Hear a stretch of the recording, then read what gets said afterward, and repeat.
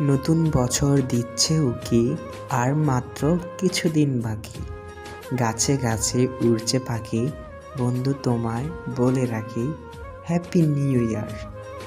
নতুন সকাল, নতুন দিন, নতুন করে শুরু, যা হয় না যেন শেষ।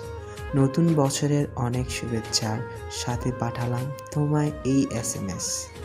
পুরনোকে বিদায় জানিয়ে নতুনকে করো বরণ, আপনার পুরো বছরটা হাসি খুশির মধ্যে দিয়ে কেটে যাক।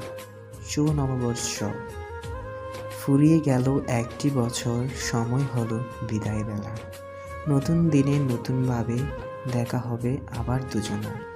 আগামী বছরটা যেন তোমার গত বছরের চেয়েও ভালো কাটে।